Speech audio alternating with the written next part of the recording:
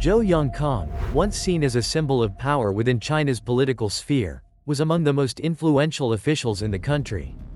He led the Ministry of Public Security, holding control over the entire security and judicial system, with the power to determine the fate of millions. Yet, behind this seemingly invincible facade of authority and strength, lies a mysterious story full of hidden secrets and unexpected twists. When the government's investigation team entered his villas, they didn't just find luxurious items or valuable assets. They uncovered over 48 tons of gold bars, piles of cash stacked so high that they had to be weighed, more than 300 mansions, 70 luxury supercars, and nearly 1,000 bank accounts holding assets worth up to $16 billion. And that was just the tip of the iceberg. How did Zhou Yongkang, a man born into a poor farming family, ascend to the highest ranks of power and build such a vast empire of corruption? What led to his inevitable downfall, transforming him from a seemingly untouchable figure to a criminal sentenced to life in prison? In this video, we'll delve into the dramatic story of Zhou Yongkang, exploring the complex political maneuvers, the sophisticated network of corruption, and the decline of one of China's most powerful officials. Join us as we uncover the life of Zhou Yongkang, one of the most influential figures in Chinese politics, and his complicated relationship with Xi Jinping. Zhou was not just a politician, he was the embodiment of limitless ambition and power. Unlike Xi Jinping, who came from a family with revolutionary roots, Zhou Yongkang grew up in a poor family in eastern China. His father was an illiterate farmer, but he was determined to provide his son with an education, even if it meant borrowing money to do so.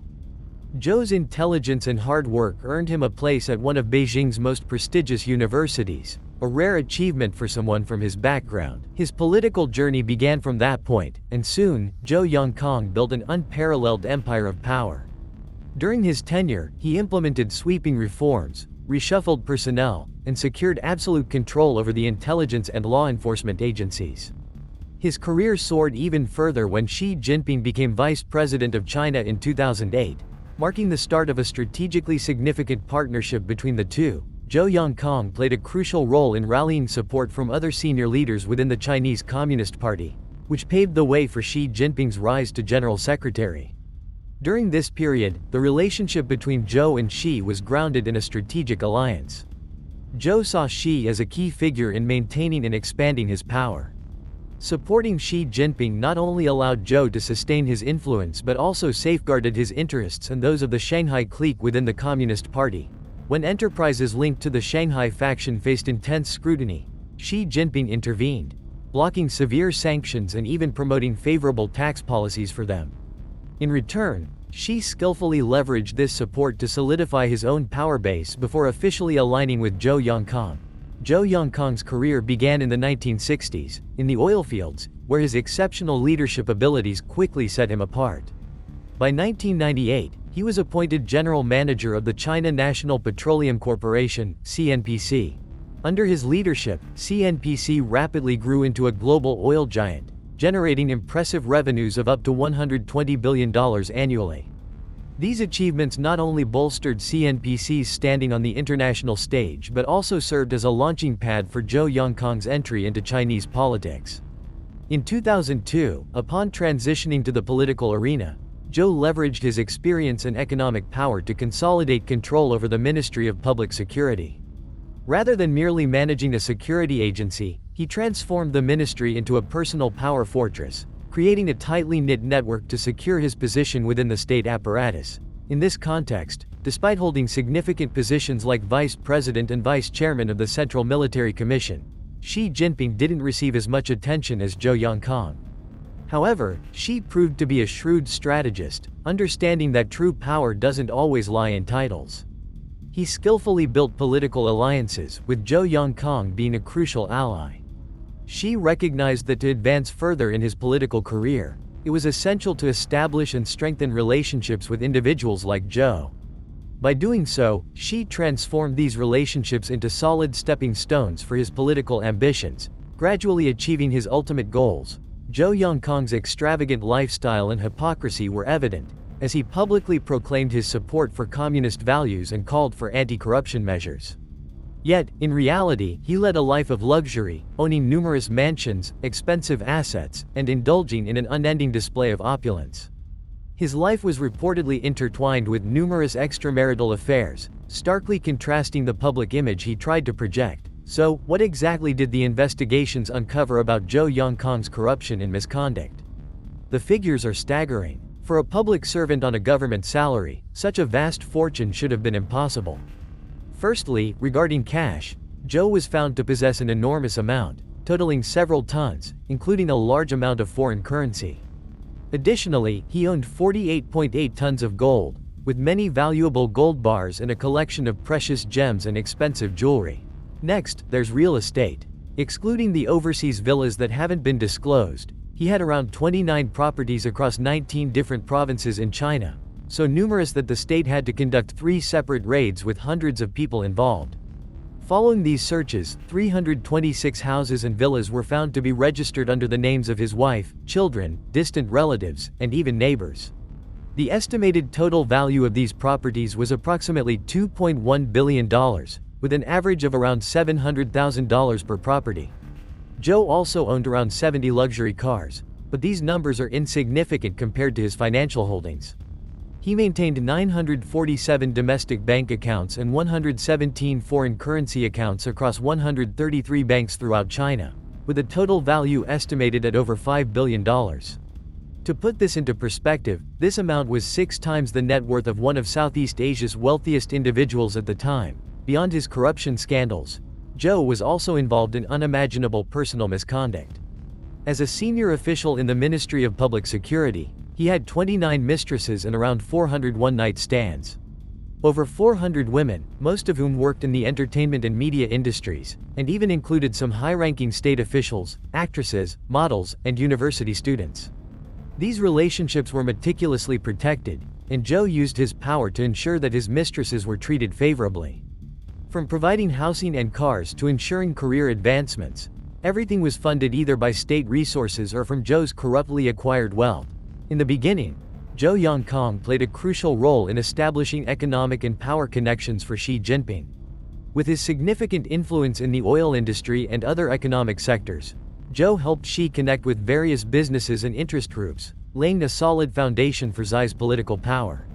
However, when Xi Jinping rose to the position of General Secretary and President, he quickly realized that to protect and consolidate his power, he needed to distance himself from the old power structures, particularly Zhou Yongkang. Aware that Zhou's continued influence and ties to the old power groups could threaten his stability, Xi began to see Zhou as a potential danger rather than a supporter. To eliminate this influence, Xi launched a decisive campaign to dismantle any forces that could obstruct his control. In late 2013, Xi Jinping initiated the Tigers and Flies campaign, ostensibly aimed at rooting out corruption at both high and low levels, but in reality, it was a strategic move to purge the political system of obstacles. Zhou Yongkang, once one of the most powerful figures in China and dubbed the "Old Tiger" of Chinese politics, immediately became the primary target of this campaign. As the campaign intensified, accusations against Zhou Yongkang began to surface, ranging from corruption and abuse of power to party disciplinary violations. The investigation quickly focused on dismantling Zhou's power networks and the web of interests he had meticulously built over the years. This was not just an anti-corruption effort, but a calculated move by Xi Jinping to eliminate a formidable rival.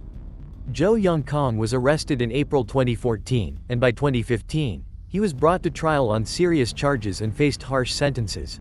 As more secrets about Zhou Yongkang were revealed, he transformed from a symbol of unchallenged power into a symbol of corruption and abuse. His life, once surrounded by wealth and authority, ended in disgrace and isolation. After the trial, Zhou Yongkang was sentenced to life in prison, stripped of his power, wealth, and reputation. The man who once dominated the entire national security apparatus now spends his remaining days in solitude at Xincheng prison.